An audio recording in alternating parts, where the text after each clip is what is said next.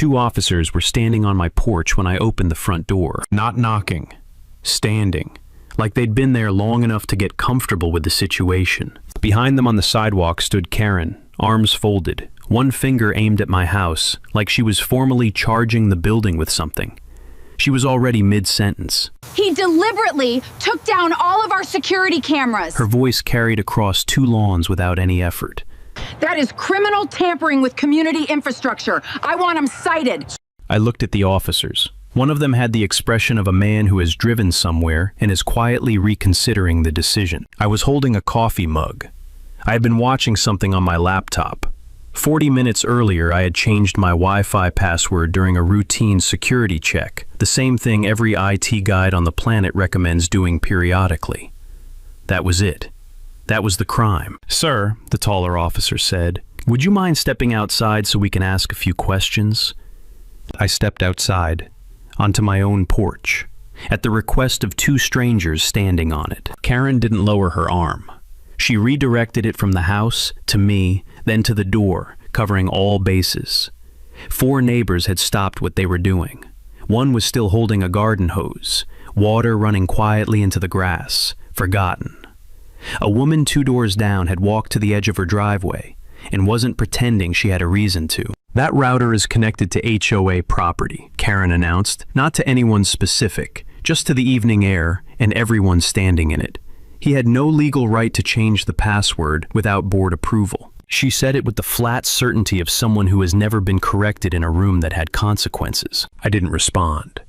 I thought she is explaining my own router to 2 police officers, out loud, in front of witnesses, and she has absolutely no idea what's on it.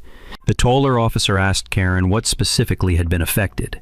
She said 3 HOA security cameras had gone offline at 6:47 p.m. She had the timestamp. She had a folder, an actual folder, which she opened with the practiced motion of someone who had planned this moment, and she produced the printed page. She had printed it before she called 911. He turned to me. "Sir, did you change your network settings this evening?" "I changed my Wi-Fi password," I said. "Routine update. The network is private residential property. My name is on the deed." Karen came back immediately. "The HOA attorney has already been contacted.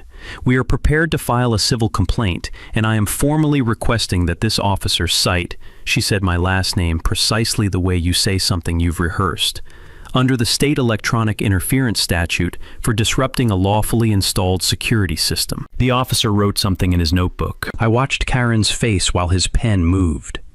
She looked satisfied. Not angry anymore, satisfied. The way someone looks when the machine they built is running exactly as designed. Officers had arrived. A man was standing outside his own front door like a person being investigated. The folder had been useful. Everything was proceeding. Through the open doorway behind me, visible on the hallway shelf, my router blinked green. Steady and unhurried, the way it always did. Sitting inside a home Karen had no authorization to enter. Connected to a network Karen had no authorization to use, storing a log file she didn't know existed. The officer finished writing and looked up at me. "Sir, do you have any idea what devices might be connected to your network? Specifically, anything related to the HOA?" I told him I'd check. I wrote down his name, Officer Daniels, and the case reference number he gave me when I asked. I stayed calm because there was nothing to be anything else about. I had changed a password. People change passwords. What I didn't say out loud yet was the thought already forming in the back of my mind.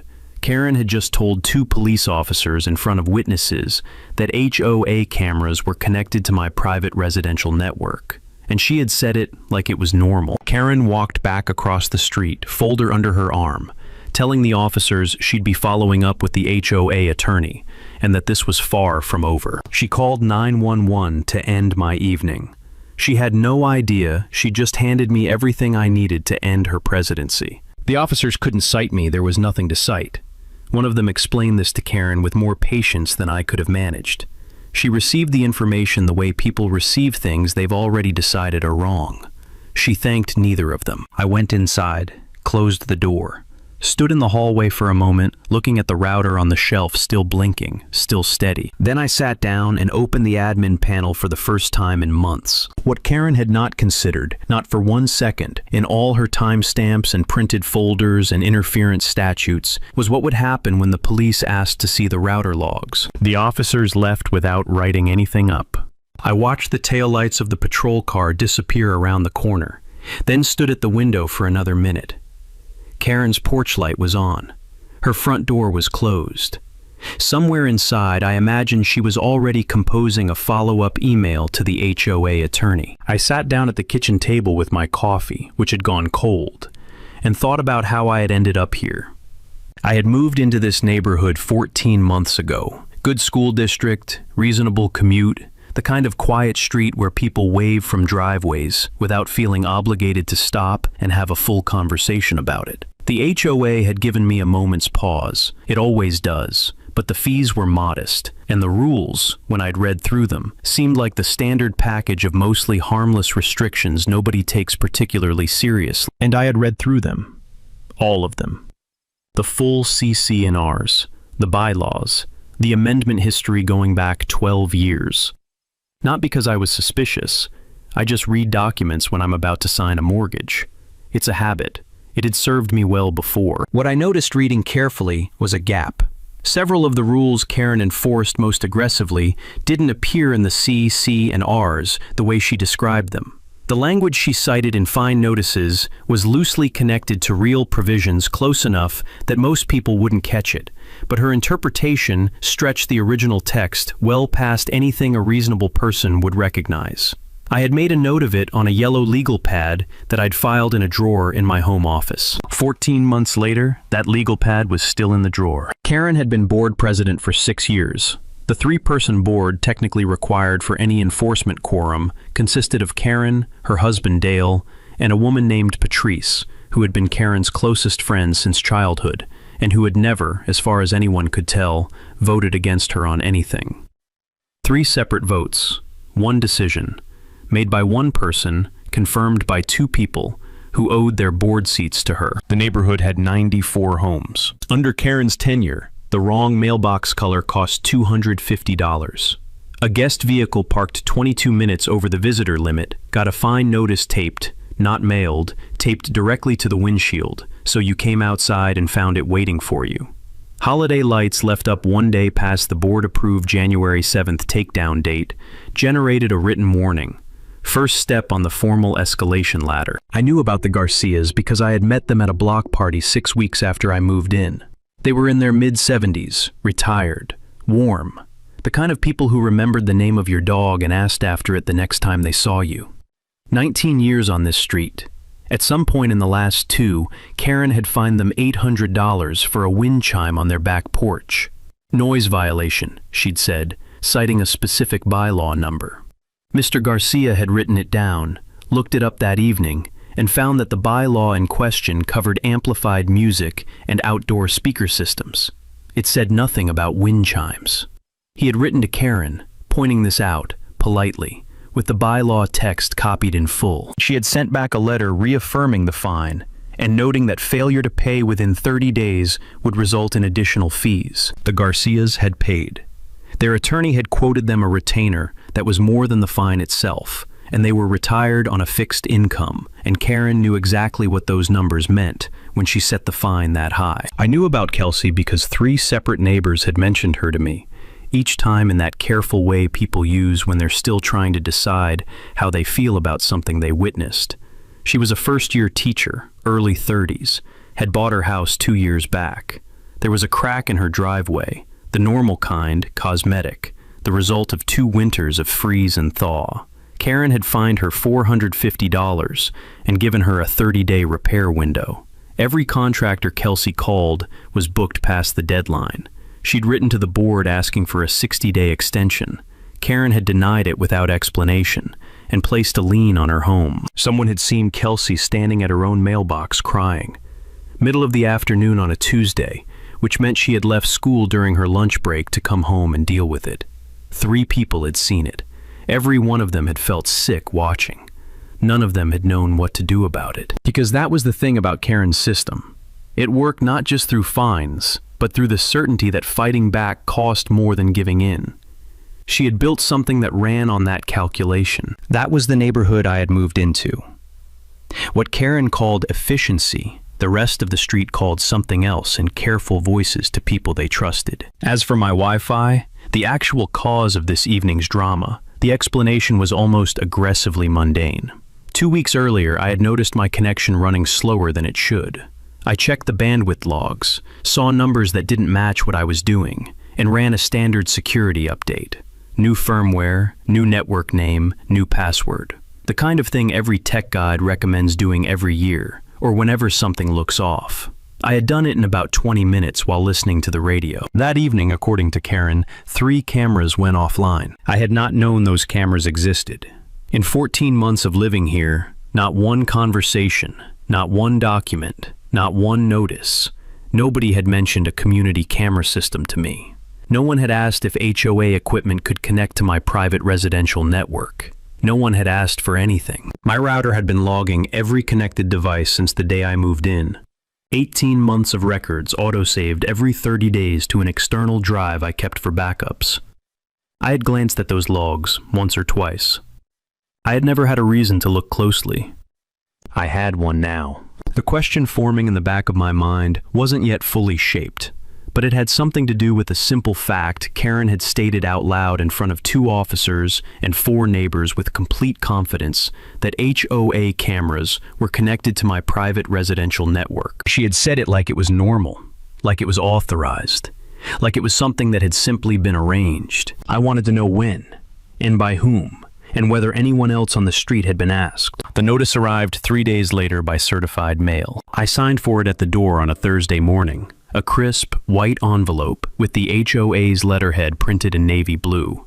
The kind of formal packaging that was designed to feel official before you'd even opened it. Inside was a single page. Karen had fined me $500 for unauthorized interference with community infrastructure, citing Bylaw Section 7, Article 4. I set the envelope on the kitchen counter and looked up Section 7, Article 4. It covered physical HOA equipment, the entry gate motors, common area lighting fixtures, irrigation systems.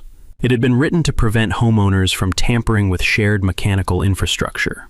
It said nothing in any sentence about private residential internet equipment. The word network did not appear in it. The word router did not appear in it. I read it twice to be sure. Then I called Karen. She picked up on the second ring. That detail stayed with me afterward, the second ring. Not the 4th or 5th, the way you answer when you've been doing something else and your phone interrupts you.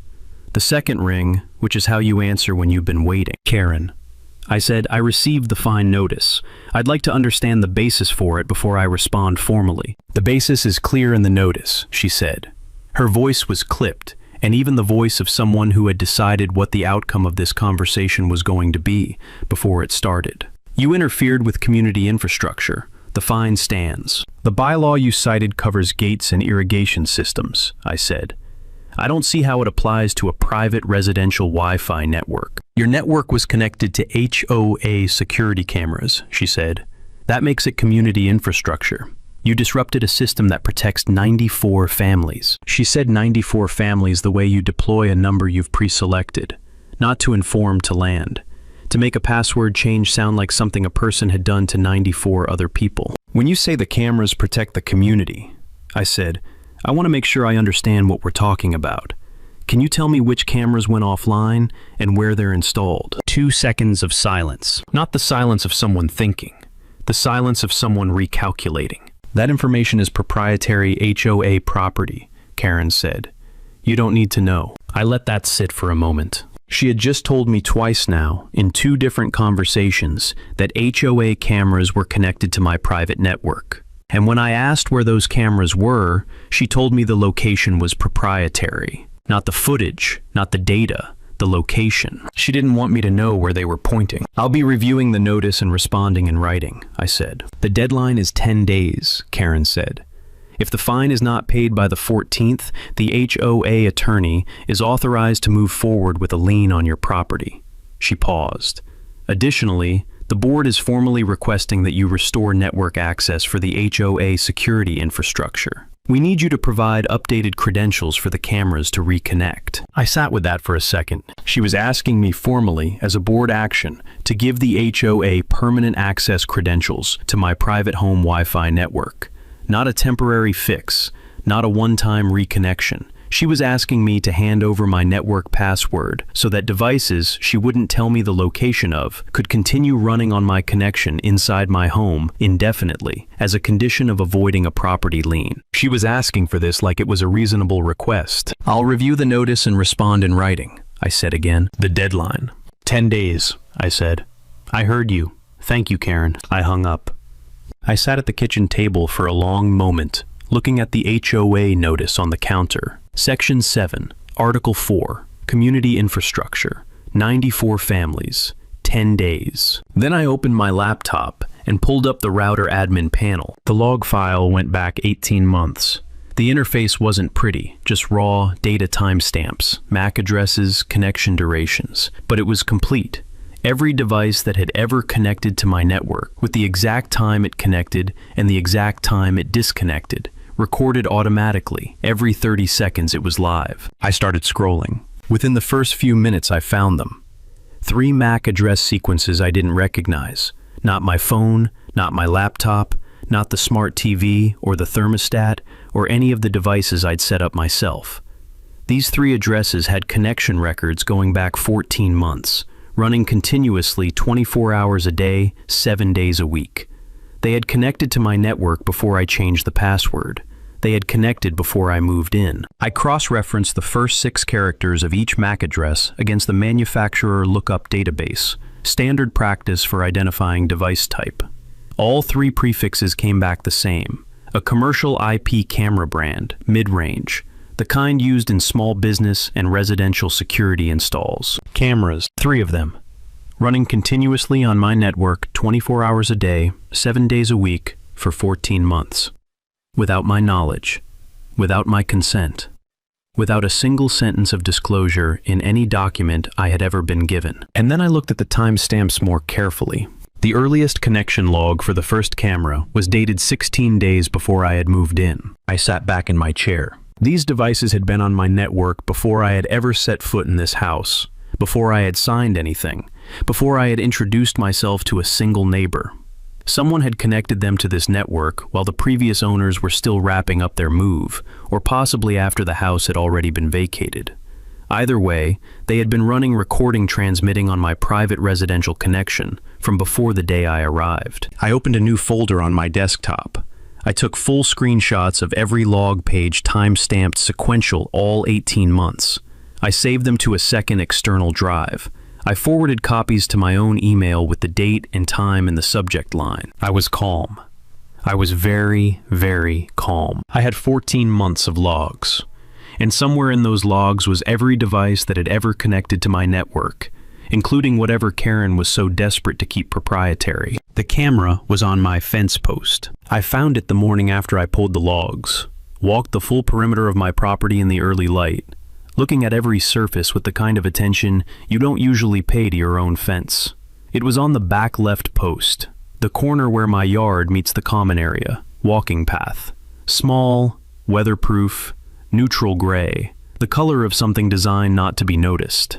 Mounted with 4 screws I hadn't put there, angled in a way that gave it a clear sight line, not just to the path, but straight to my front driveway. Someone had stood on my property with a drill, had measured the angle, had run a cable down the interior of the post and out through a small hole at the base, then buried the line. It was a clean installation, professional, the kind of job that takes about 45 minutes if you know what you're doing. I had walked past that post probably 300 times. I stood there for a long moment without touching it. Then I took out my phone and photographed it from 6 angles: the mount, the screws, the cable routing at the base, the direction of the lens, the surrounding area in both directions. I photographed the fact that there was no HOA notice anywhere near it. I photographed the section of fence it sat on, which was my fence on my property, listed by survey coordinates in the deed with my name on it. Then I went to knock on Marcus's door. Marcus had been on this street for 8 years. He was the kind of neighbor who noticed things, without making it a personality methodical quiet about it. He had mentioned once in passing that he still had every HOA notice he'd ever received filed in a binder by date. I had noted that detail about him the way you note things that might matter later. He opened the door, and I held up my phone without saying anything. He looked at the photo for 3 or 4 seconds. Then he looked up at me. She put one on my fence post, too. We stood in his doorway, with that sitting between us for a moment. I asked her about it, Marcus said, about 2 years ago. She told me it was part of a community security upgrade. She said all the homeowners had agreed to it in the annual meeting documents. He paused. I never signed anything specifically. I figured the language was buried in something I'd skimmed. I let it go. He stepped back and let me in. His router was an older model, no polished interface, just raw system logs and a text file he'd been auto-exporting every month. He'd started doing this, he explained, because his home office was a tax deduction, and he'd read somewhere that network records could be relevant in an audit. He had never needed them for that. He needed them now. I showed him what to look for. Same MAC address prefixes. Same continuous connection pattern 24 hours a day, running across a timeline that matched almost exactly what I'd found in my own logs. Marcus sat back in his chair and looked at the screen for a long time without saying anything. I never gave anyone my password, he said finally. Not Karen, not the HOA, not anyone. Neither did I said. That landed differently than I expected. I'd known the logic of it since the night before. The only way those cameras could have been on my network was if someone had obtained my credentials without asking. But hearing Marcus say it in his kitchen, while his own logs showed the same pattern on his own screen, that was the moment it stopped being a theory. Someone had gotten into both of our networks, possibly others, and had been running devices on them continuously for years without a word to either of us. We both understood what that meant. Neither of us said it out loud. Not yet. We went to the county's online permit portal next. It's publicly accessible, searchable by property address, every permit ever issued, including camera and surveillance system installations. Our county requires permits for permanent external camera installs on residential property before anything goes up. I searched my address. No camera permits, ever. I searched Marcus's address. Same result. We pulled the HOA meeting minutes next. State law requires HOA boards to post minutes publicly within a set time frame, and Karen's board had been compliant 4 years of PDFs on the HOA website. We went through every one. No vote authorizing a camera installation program. No resolution. No homeowner consent process. No discussion of connecting security equipment to private residential networks. 4 years of meeting minutes, and the program Karen had called community infrastructure didn't appear once. She had installed cameras on private property, connected them to private residential networks without consent, and there was not one line in any official document that said the board had authorized it, discussed it, or told a single homeowner it was happening. I went home and drafted my formal response to the fine notice. I disputed the $500 fine and quoted Section 7, Article 4 directly, word for word, showing why it didn't apply to private residential internet equipment. I formally requested written documentation identifying which devices had been connected to my network, the legal authority under which they'd been connected, and the board resolution authorizing the installation program. I gave a 10-day response deadline matching hers. I printed 2 copies, signed both, kept one, drove to the post office, sent it certified mail return receipt requested. The clerk handed me the tracking slip and I photographed it at the counter before I put it in my pocket. 14 months ago, I had read documents carefully and made a note on a legal pad. I was past note-taking now. It was a quiet Tuesday afternoon. I drove home past the walking path behind my yard, past the fence post, and thought again about the angle of that lens. Not toward the path, toward my driveway. That evening, Marcus texted me. 2 more neighbors just reached out. They heard something about cameras. Can they come by? I texted back, yes. This had stopped being about a Wi-Fi password some time ago. It had stopped being about a $500 fine. What it was about now was something Karen had built quietly over years, on other people's property with their fence posts, their connections, their electricity, without asking, without disclosing, without a single line in a single document that said she had the right. She had called it community infrastructure. The community was beginning to have questions about that. 3 days after my certified letter arrived at Karen's door, I received notice that she had filed a formal complaint with the county sheriff's office. I read it twice, standing at the kitchen counter. Karen was alleging that I had intentionally disrupted a lawfully installed security system, citing a specific state statute, one that covered interference with electronic monitoring devices. She was asking the sheriff's office to investigate and pursue charges. She was trying to get me criminally charged for changing my Wi-Fi password. I set the notice down. I made coffee. Then I sat at the kitchen table and looked up the statute she had cited, word by word. The key phrase was in the second paragraph. The statute applied to systems that were lawfully installed with the authorization of the property owner. Lawfully installed with authorization. I set my coffee down and read that phrase a second time, because what it described a system installed on someone's property using their credentials without their knowledge or consent was not what I had done. I hadn't installed anything. I had changed a password on a network I owned. The phrase she had chosen as her legal weapon fit her situation considerably better than it fit mine. I didn't say that out loud yet, but I noted it. Then I called Joel. Joel had spent 12 years doing network forensics and IT security consulting. I told him I had 18 months of router logs and a criminal complaint and asked if he had time to look at both. He came over that evening. He worked through the logs for about 40 minutes, building a timeline.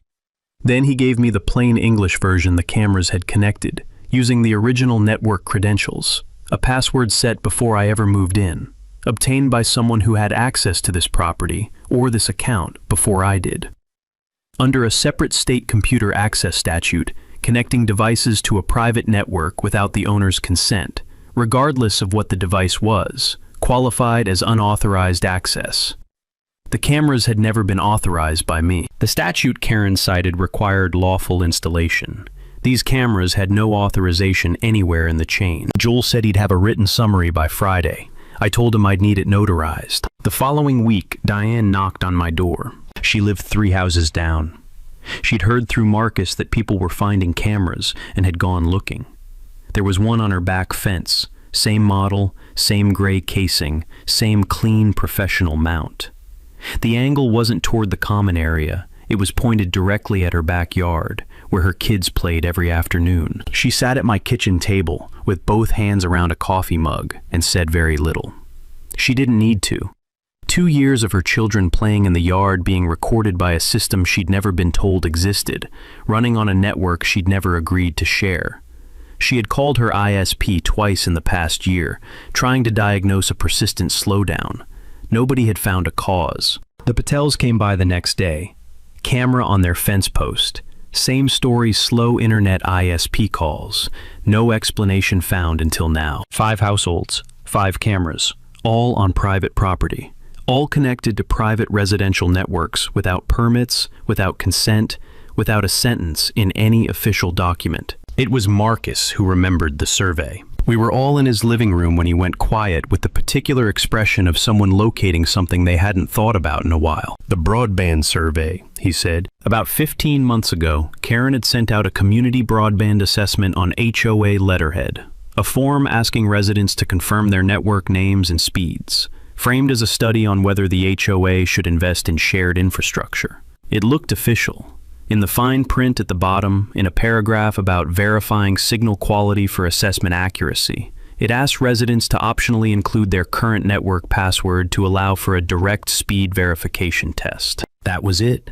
That was how she had done it. Marcus had included his password. He found the email in about 2 minutes. Diane checked her inbox. She had it too. The Patels had theirs. Everywhere in the fine print was the word optional and the word verification. Nowhere in the document, not in the body, not in the fine print, not anywhere, was there any mention of cameras, security systems, or connecting HOA equipment to private residential networks. She had collected their passwords under a stated purpose she had invented. I formally requested Karen's documentation of the survey, its stated purpose, its data use, and any devices connected as a result, as part of my written response to the criminal complaint. I sent it certified mail. She did not respond. The following morning, I called an attorney. Real estate and property rights. I laid out everything: the logs, the cameras, the survey, the criminal complaint, the statute, Joel's findings. He listened without interrupting. "The complaint won't result in charges against you," he said when I finished. "The statute she cited requires lawful installation with your authorization. You have neither issue." Then he paused. "What you have on your end is worth a conversation with the county, specifically the detective assigned to her complaint. Because when they look into it, and they will look into it, what they're going to find is not what she expected them to find." I thanked him and hung up. I sat with that for a moment. Not relief exactly. I had known for days the complaint wouldn't hold. It was something quieter than relief. The recognition that the ground had shifted, and Karen didn't know it yet. Karen had filed a criminal complaint to stop me from asking questions.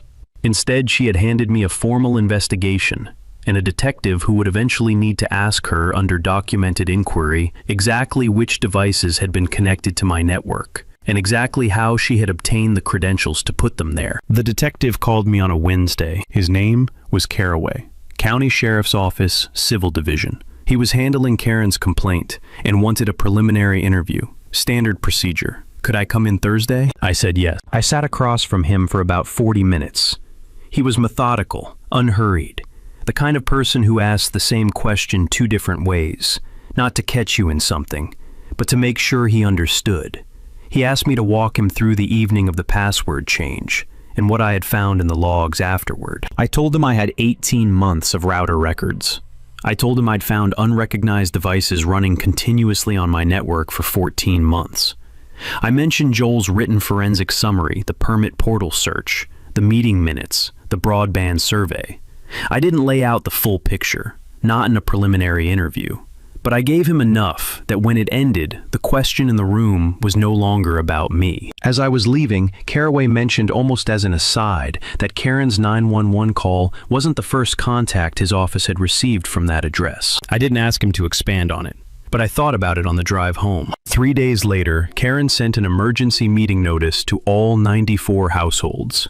Mandatory attendance bolded, which wasn't standard. The topic, community security breach and homeowner non-compliance. The community room in the clubhouse held about 100 people, with the chairs close together. I arrived 6 minutes early, and the room was already 2/3 full.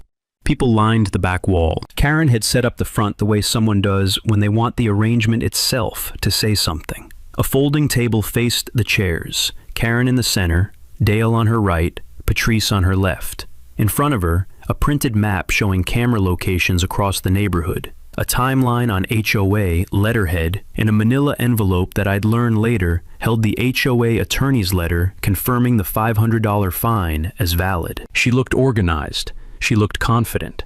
She looked like someone who had already decided how this would end. For the first 4 minutes, she had the room. She opened with the security angle.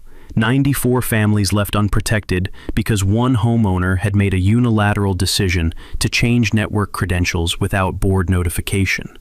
She used the word twice. She called the criminal complaint a necessary step to protect community safety.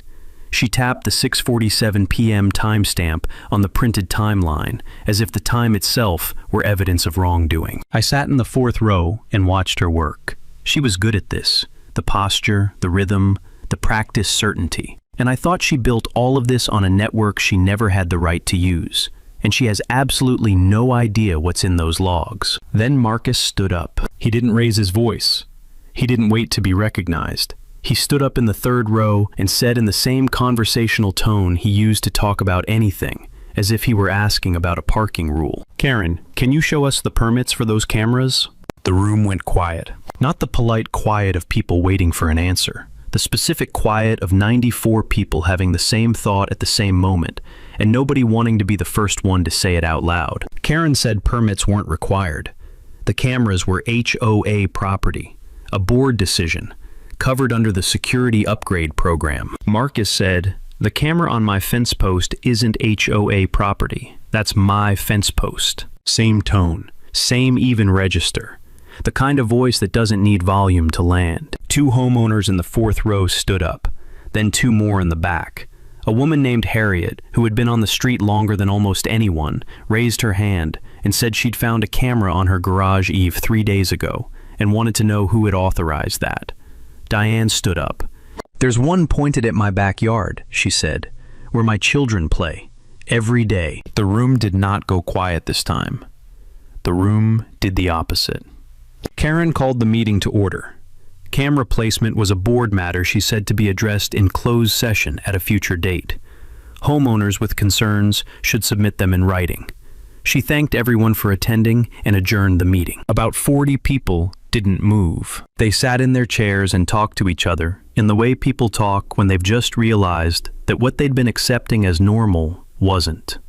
I saw two people photographing the printed map Karen had left on the table. I saw the Garcias talking quietly in the corner. Karen gathered her papers and left without looking at anyone. I walked out to the parking lot. A man fell into step beside me. Quiet, professional clothes, badge on his belt. "I thought I recognized you from the photo in the file," he said. Detective Caraway. He had come to get community context. He hadn't expected the meeting to go the direction it went. He asked if I could come in this week and bring the router logs. I said Thursday worked. He nodded. Then, same measured tone. The original 911 call that opened this complaint. It wasn't the first contact from that address. That's been a factor in how we're approaching this. He said it like procedural context. He said it like it wasn't the most important sentence of the evening. I drove home and sat in my car in the driveway for a moment before going inside. She had called that meeting to bury me in front of 94 witnesses. Instead, in front of those same 94 witnesses, she had been asked a question she couldn't answer. And the detective who was supposed to be investigating me had just asked to see my evidence. I arrived at the sheriff's office on Thursday morning with a folder, organized the way you organize something that needs to be understood by someone seeing it for the first time. Chronological, labeled, nothing buried. Caraway had a second person in the room, a junior attorney from the DA's office, introduced by first name only. They both had notepads. Neither of them looked like they were expecting to be surprised. I walked them through it in order. I started with the logs. I laid the screenshots across the table, 18 months of records. The 3 MAC addresses isolated and highlighted the connection timestamps running 24 hours a day, without interruption, for 14 months. I showed them the manufacturer lookup, 3 commercial IP cameras, same brand, across all 5 households. I showed them the first connection timestamp, 16 days before I moved in. Caraway looked at that date for a moment without writing anything. I gave him Joel's written forensic summary, 4 pages notarized. The relevant statute cited at the bottom. The plain English version was in the executive summary on page 1. These cameras had been connected to a private residential network without the owner's knowledge or consent, using credentials that had never been provided to any HOA representative by the current homeowner. Then I laid down the broadband survey. I let Caraway read the fine print paragraph himself. He read it twice. He passed it to the DA's attorney without comment. She read it, set it down, and pressed her pen flat against her notepad in the deliberate way of someone deciding not to react out loud. Supporting receipts went down after that, one at a time, not to overwhelm, just to close doors. The county permit portal, 0 permits at any of the 5 addresses. The HOA meeting minutes, 4 years, no vote, no resolution, no mention of the program. The physical camera photographs my fence post, Marcus's post, Diane's backyard, Engel, and Karen's own cited statute, highlighted at the phrase, lawfully installed with the authorization of the property owner. I didn't explain that last one. I just set it down and let them read it. Caraway capped his pen. The complaint she filed against you is not going anywhere. I think you already knew that. I said I had suspected as much. He nodded. Then he opened a manila folder of his own. When a complaint comes in citing a criminal statute, he said, we run standard background on the filing party as part of due diligence. Call history, prior contacts, anything relevant to credibility. He turned the folder so I could see the first page. Karen had called 911 5 times in the past 18 months. Every call had been HOA related. Every call had been routed to the same district. Not one had resulted in a citation, a finding, or any action against any homeowner. 3 of the responding officers' notes used variations of the same phrase.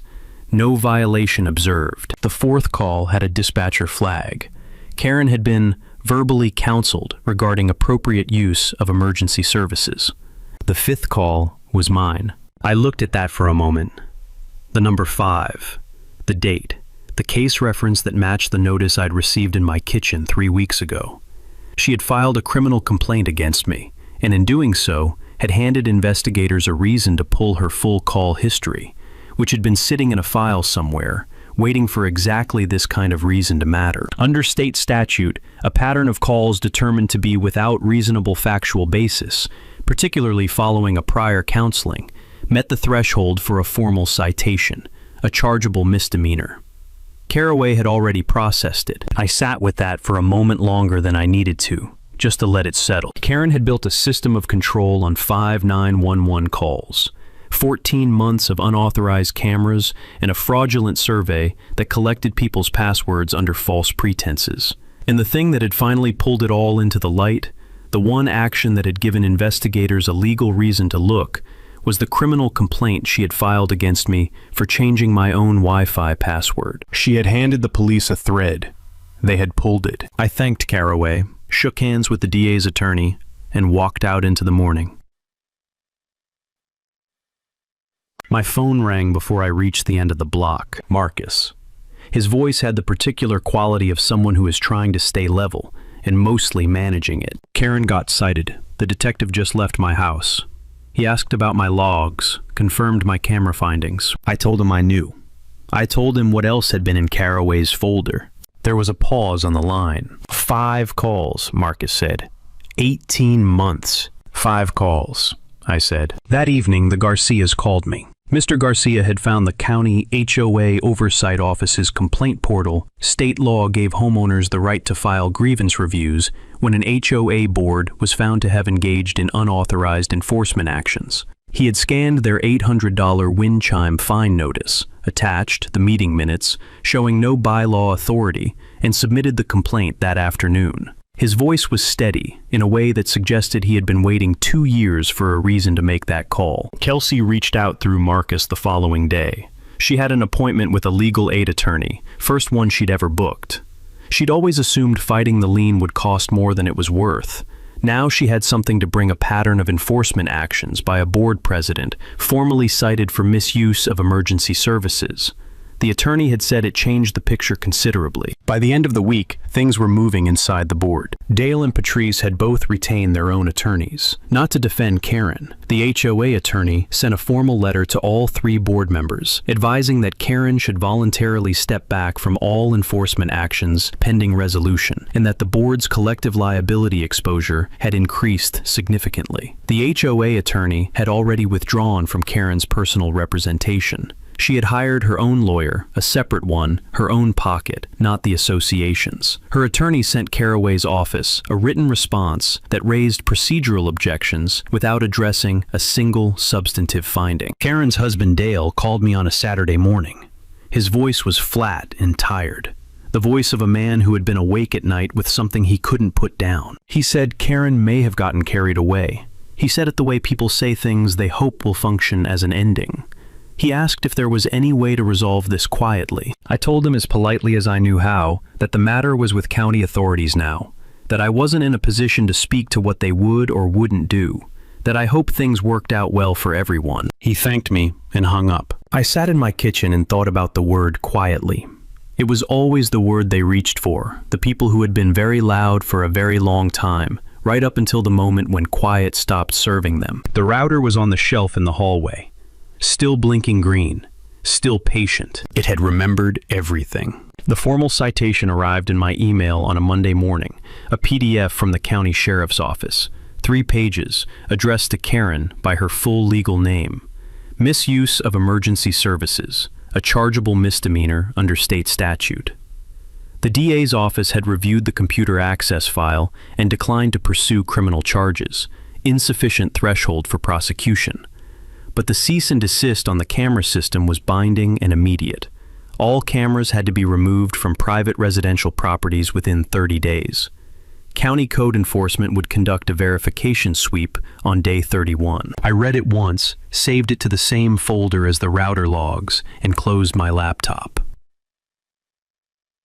The HOA attorney sent a letter to all 3 board members the following week. The $500 fine issued to me was not supportable under the cited bylaw. It was formally voided. The board was also advised to reimburse my legal consultation fee, one documented billing submitted with a receipt.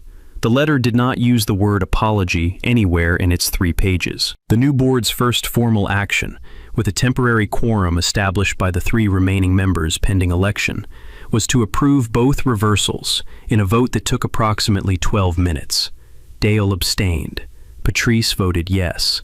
The third member, a homeowner named Gerald, who had joined the board 6 months ago and had spent most of that time looking uncomfortable at meetings, voted yes without hesitation, and with what I can only describe as visible relief. The Garcia's $800 wind chime fine went to County HOA Oversight Review within the week.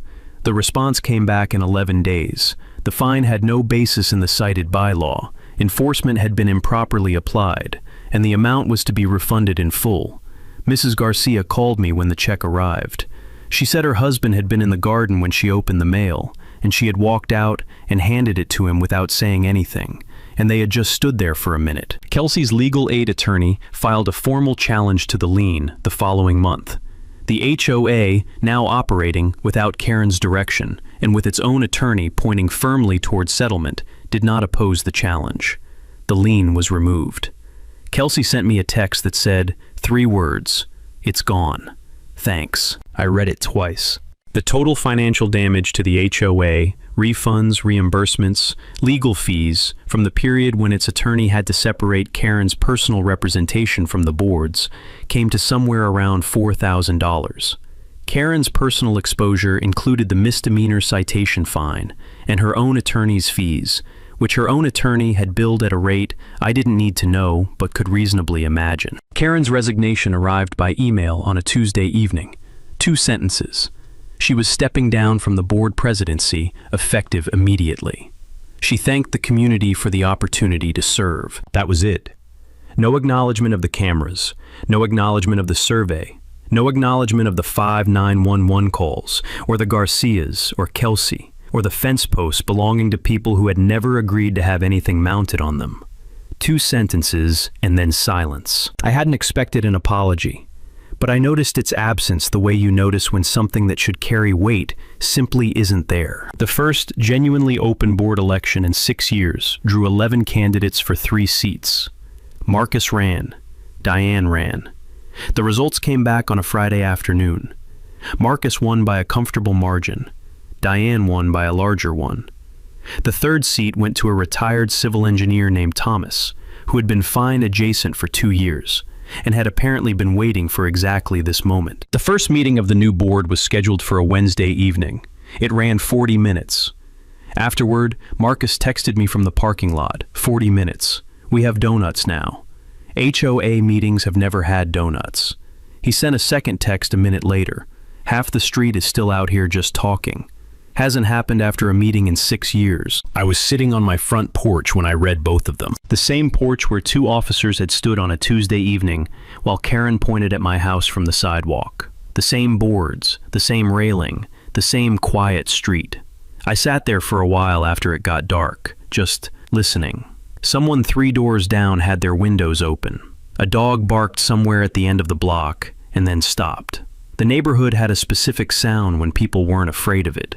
Unhurried, unguarded, the ordinary sound of people living inside their own evenings, without calculating what it might cost them. I thought about Karen's line, the one she had delivered to the officers in the street and everyone in earshot on that first evening, with the flat certainty of someone who had never been told she was wrong somewhere it counted. That router is connected to HOA property. It wasn't.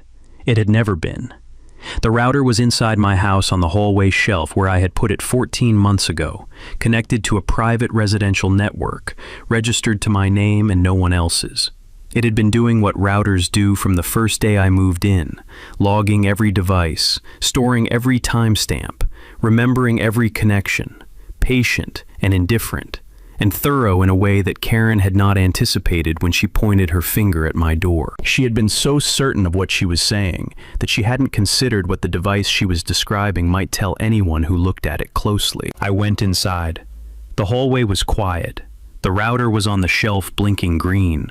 The same as it had been the night she called 911.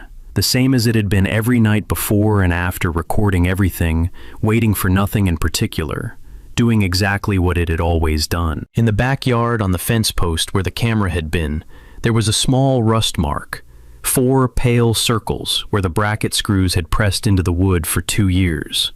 I had looked at it a few times since the county contractor came with his tools on a Tuesday morning and took the unit down without ceremony. I hadn't cleaned it off. It was a reminder not of what Karen had done exactly, but of what documentation could do when someone finally decided to look.